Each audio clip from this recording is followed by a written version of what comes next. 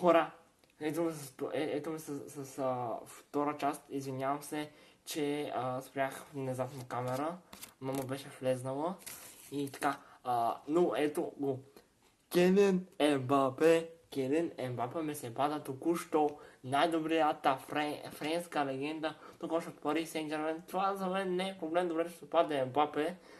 Да не забравяме, че имаме и от Манчестър и от Реал Мадрид, така че едната от тези карти ще я продам. Както виждате, пада ми се може би втора, но явно тая е по-силна от тая, защото тук е жълта, тук е бяло и няма да я продам, Валверде, който аз го имам в реалната FIFA. И ще споря друго, че няма да има EFC 25, може да стане.